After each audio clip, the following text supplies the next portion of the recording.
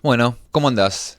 Hoy vamos a estar hablando sobre SADAIC, sobre la sociedad de gestión colectiva en general, pero puntualmente por un nuevo decreto que sacó el presidente Milei, que está dando mucho que hablar últimamente. La gente veo que opina en las redes y demás, y hay mucha gente que no sabe exactamente qué se está modificando con este decreto, entonces se los quería contar. En primer lugar, es importante saber qué se paga cuando se habla de pagar a SADAIC y cómo funciona esto realmente.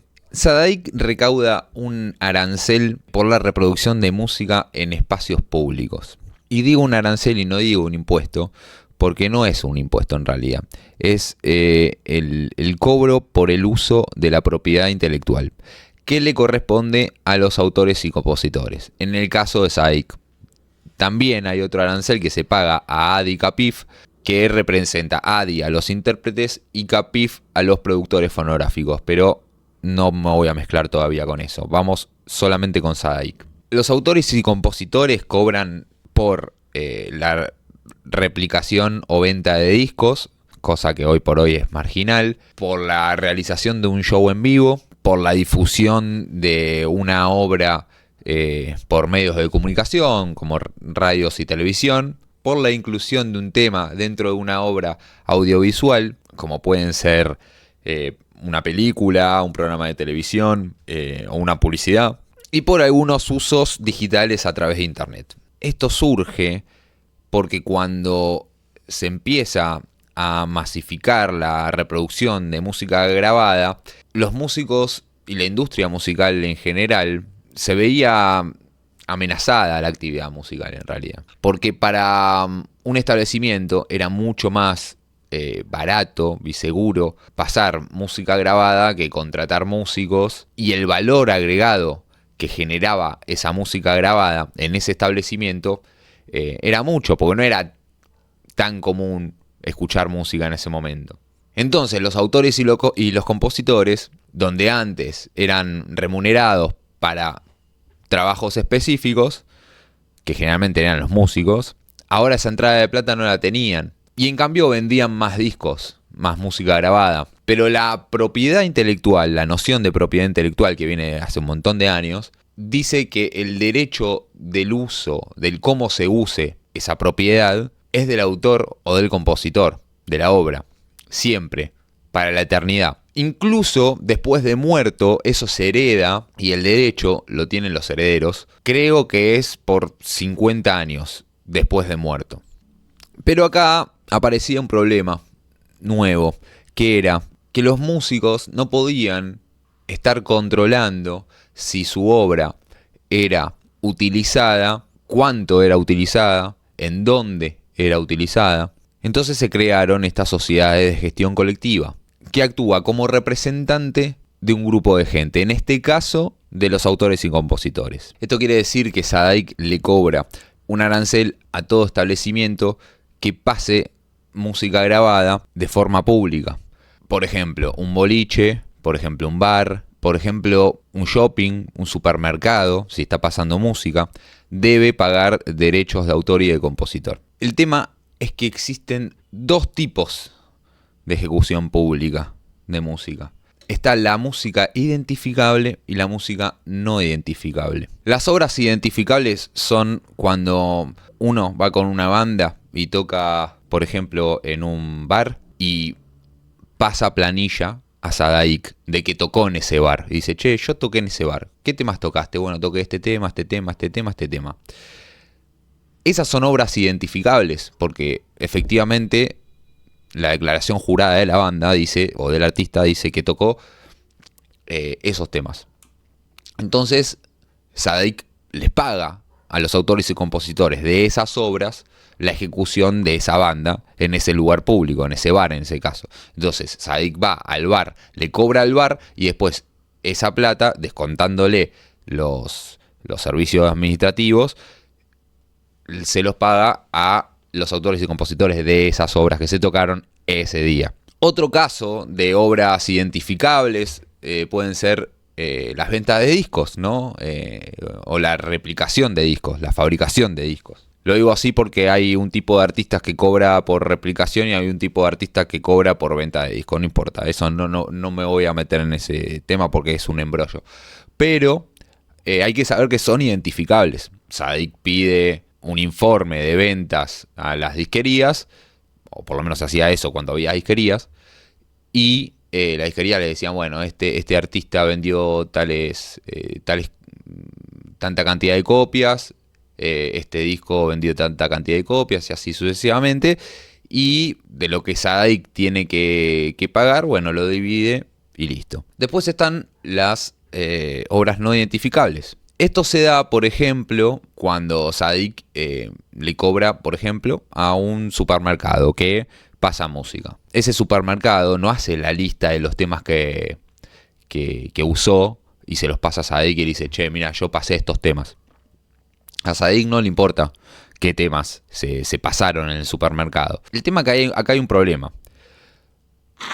Eso va a un fondo común. Si un bar paga Sadik, va a un fondo común. Si un kiosquito pasa música y Sadik le pasa a cobrar, eso va a un fondo común. Ese fondo común, en general, es como un pozo, se llama vuelco. Y esa es la parte más turbia de todo, porque el vuelco no se sabe exactamente cómo se distribuye.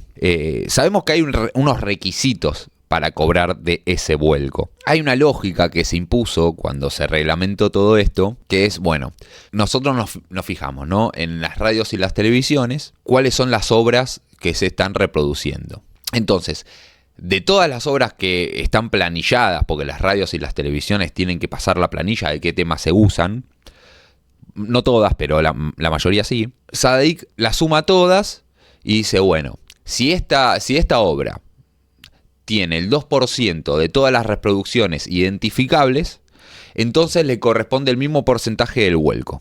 ¿Ok? Pero esto esconde una trampa hoy en día, porque antes puede ser que sea justo, es discutible igual, pero ponele que es equitativo, ¿no? Como que, porque, obvio, si vos pensás que el vuelco se podría partir en trozos iguales entre todos los autores y compositores y dar la misma parte a todos los autores y compositores, viene Ricky Martin y dice, chupame un huevo. Porque mis temas suenan mucho más que los de cualquier otro y me corresponde más, porque yo agrego más valor a la música que otros. Entonces ahí es donde se pone la discusión de cuánto deberían cobrar y se llegó a esa conclusión, ¿no? De las obras identificables, el mismo porcentaje de las obras identificables corresponden al vuelco. Tema, como te decía antes, no cualquiera entra en el vuelco, no cualquiera es elegible para cobrar de ese vuelco. Hay una reglamentación que expresa que al menos el 20% de lo que el artista cobre de Sadik debe ser por reproducción en radio, en televisión o por otras sociedades de gestión extranjeras o por venta de discos. Es decir, más del 80% de lo que uno cobra por Sadik es, por ejemplo, por tocar en vivo, por pasar planilla, ya no sos elegible para cobrar. También hay otros requisitos como cantidad de tiempo cobrando de Sadik, ¿no? Como que seas un artista ya establecido. Y hay un montón de otros impedimentos que la mayoría de la gente no sabe. Y lo peor de todo es que si uno, como socio de Sadik, como lo soy yo, por ejemplo, nos queremos fijar, a ver, de ese vuelco, quién cobró y cuánto cobró. Y en base a qué fórmula. Porque también la fórmula es muy compleja, ¿eh? La fórmula que usan para determinar el cobro del vuelco también implica, como ya dije, antigüedad y demás, pero también género musical y demás. No vale todo lo mismo para ellos. Entonces, hay poca transparencia en todo el proceso de cómo se distribuye el vuelco. Y el vuelco para Sadik representa 2/3 de la facturación total de ellos. Entonces es la mayoría de la torta. Bueno, ¿qué viene a hacer el decreto de Javiercito Milei? Yo tengo que aclarar de antemano que A Javier Milei no lo voté, no lo votaría, porque para mí representa muchas ideas y formas con las cuales no estoy de acuerdo, pero lo interesante es que abre debates que hasta ahora no se estaban dando y para mí son saludables, para dar, por lo menos para repensar las cosas, porque hay cosas que venían funcionando mal y hay que preguntarse si pueden funcionar mejor. Esto no significa que las decisiones de este gobierno hagan que funcionen mejor, pero por lo menos hay que discutirlas y replantearlas. Entonces, el decreto de Milei dice lo siguiente. Leer lo que dice el decreto. Empieza considerando que la ley número 11.723 establece el régimen legal de la propiedad intelectual y la protección del derecho de autor, que abarca la expresión de ideas, procedimientos, métodos de operación y conceptos matemáticos, pero no esas ideas, procedimientos, métodos y conceptos en sí. Que el artículo 36 de la citada ley dispone que los autores de obras literarias, dramáticas, dramático-musicales y musicales gozan del derecho exclusivo de autorizar, entre otros, la recitación, la representación y la ejecución pública de sus obras. Que la definición vigente de representación o ejecución pública en el artículo 33 del decreto tal del año 34, cuya última modificación fue dispuesta en el año 45, debe ajustarse razonablemente al espíritu de la norma reglamentada y a la finalidad que la ley persigue con una mirada acorde a la realidad imperante en el siglo XXI. Es cierto, una ley del año 34 con modificación en el año 45 es probable que puede haber quedado vieja. Que, por lo tanto, resulta necesario redefinir el concepto de ejecución pública. Y esto es lo importante. Con el fin de clarificar con un alcance actual y razonable su ámbito de aplicación y garantizar un efectivo resguardo de los derechos de los autores, excluyendo de sus alcances a las representaciones o ejecuciones que se desarrollen en un ámbito privado, de acceso restringido para el público general, sea este de ocupación permanente o temporal. A ver, ¿qué quiere decir todo esto? Que antes, con la disposición legal que había hasta el momento, se tomaba como ejecución pública muchos casos de uso de propiedad intelectual o mucho uso de música, vamos a decirlo así, que en realidad era de carácter más privado que público. Porque hay un límite, o sea, hay un límite medio borroso ahí, de qué es ejecución pública o ejecución privada. Si yo reproduzco una canción en mi casa, no le tengo que pedir permiso a SADAIC. ¿Por qué? Porque estoy escuchando música en el ámbito privado y bueno, eso no se paga derecho. Ahora, si hago mi cumpleaños y me invito 50 personas a casa, ¿sigue siendo privado? Sí, es privado. Como dicen acá, de ocupación permanente o temporal, ¿no? Bueno, es ocupación temporal. Privado, ocupación temporal. ¿Qué pasa si cobro entrada ahora?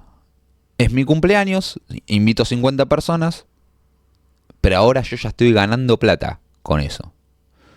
No cobraría entrada por mi cumple, pero bueno, para poner el ejemplo. Bueno, ¿ahora qué es? ¿Ejecución pública? Yo estoy ganando plata con la música que estoy pasando en mi fiesta de cumpleaños. ¿Eso le permitiría a SADAIC cobrar derecho de autor?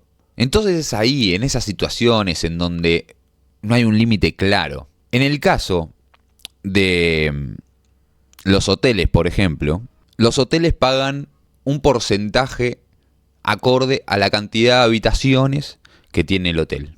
Porque los aranceles que pagan los lugares que hacen ejecución pública de obras musicales varían, ¿no? Los hoteles, por ejemplo, lo pagan puntualmente en base a la cantidad de habitaciones, sin importar si las habitaciones son ocupadas o no son ocupadas. Pongámosle que el hotel le dice a SADAIC: mira, SADAIC, yo no paso música, no uso música, no paso música en el lobby, ni en el restaurante del hotel, nada, no hay música. Bueno, pero ¿las habitaciones tienen televisor? Sí, tienen televisor. Y entonces, ¿el huésped puede escuchar música a través de la televisión? Sí, podría escuchar música a través de la televisión. Entonces, si se usa música, paga SADAIC. Y eso es discutible. Eso al menos es discutible. Porque eso es una ejecución privada, no es ejecución pública. Es una ejecución privada, de ocupación temporal. Eso es lo que viene a cambiar el decreto. Ahora, entonces, ¿qué es lo que cambia el decreto? Artículo 1. Se sustituye el artículo 33 del decreto del año 34 por el siguiente. Se entiende por representación o ejecución pública aquella que se efectúe, cualquiera que fueren los fines de la misma, en un espacio de acceso público libre y dirigido a una pluralidad de personas. No existe representación o ejecución pública cuando la misma se desarrolla en un ámbito privado, sea este de ocupación permanente o temporal. Se considerará ejecución pública de una obra musical o cinematográfica la que se efectúe por ejecutantes o por cantantes, así como también la que se realice por medios mecánicos, electrónicos o digitales, incluyendo Internet. Bueno, es decir, acá, comparándolo con el artículo 33 de la ley de 1934, limita lo que es el ámbito público, pero también agranda la posibilidad de ejecución pública, o sea, los formatos en los que se puede ejecutar públicamente una obra musical. Porque, por ejemplo, están agregando servicios digitales, incluyendo Internet. Claramente en el 34 esto no estaba contemplado. Y reemplaza el artículo 35 también, que dice que las obras musicales, las obras cinematográficas y los fonogramas no pueden ser objeto de ejecución pública ni transmitidos o retransmitidos por cualquier medio sin autorización expresa de los titulares de sus derechohabientes, representantes o las sociedades de gestión colectiva que los representen. Dice, sin perjuicio de los derechos exclusivos que acuerdan las leyes a titulares de los derechos, sus derechohabientes, representantes, las sociedades de gestión colectiva que los representan o una plataforma autorizada por estos a ofrecer licencias con ese fin, estos tienen el derecho de percibir una remuneración equitativa de cualquier persona que en forma ocasional o permanente obtenga un beneficio económico directo o indirecto con la utilización pública de una obra. Y, en general, quien realice ejecución pública por cualquier medio directo o indirecto. Esto sigue siendo igual. El tema es que acá agregan a las plataformas autorizadas, no solo a ofrecer las licencias, sino en percibir la remuneración. Se considerará debidamente remunerada la ejecución pública cuando un establecimiento utilizare una licencia de ejecución pública otorgada por los titulares de los derechos, sus derechohabientes, representantes, la sociedad de gestión colectiva o una plataforma autorizada por estos a ofrecer licencias con ese fin. Y lo último, dice, no será necesario abonar compensación alguna por utilizaciones ocasionales de carácter didáctico o conmemoraciones patrióticas. Hasta ahí, fenómeno, porque me parece muy bien que en cuestiones didácticas permitan el uso de obras musicales y de esa propiedad intelectual. Las conmemoraciones patrióticas, bueno, ponele. Pero dice en establecimientos educacionales oficiales o autorizados por el Estado. O sea, cualquiera no puede utilizar las obras de manera didáctica, digámoslo así. Me parece muy raro esto último, teniendo en cuenta que en teoría es un gobierno liberal y el liberalismo está en contra de la regulación, de la sobreregulación del Estado en este caso. Bueno, pero ¿qué pasa con esto? ¿Cómo sigue? ¿Cómo nos repercute a los músicos independientes? Sinceramente, amigos y amigas, no nos cambia absolutamente nada.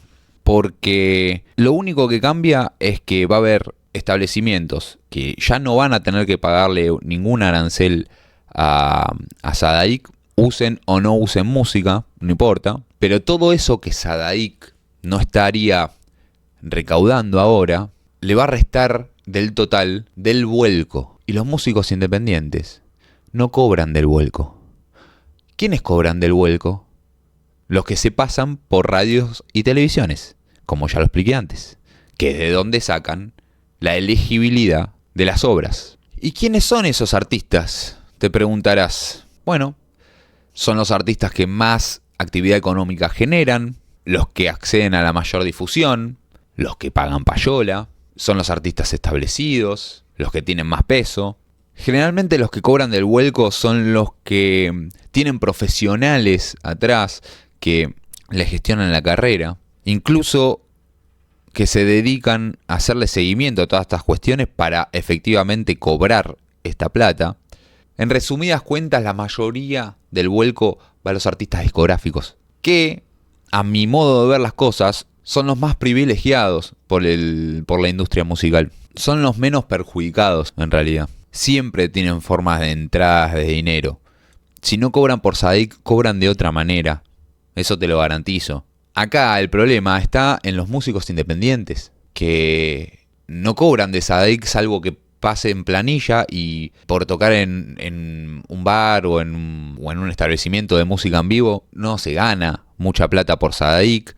Generalmente no es que paguen un cachê esos lugares, hay que vender entradas, hay que movilizarse. Generalmente los shows no cubren todos los gastos, son los que tienen problemas con la difusión, que no pueden llegar a su público ideal, son los que se autogestionan porque no le pueden pagar a ningún empleado, entonces tienen que saber un poco de todo. Son los que invierten más tiempo en otras cosas más que en hacer música y más que practicar. Son los que tienen que laburar de otra cosa. Son los que tienen una búsqueda artística, independientemente de lo que el mercado impone, que tiene que sonar.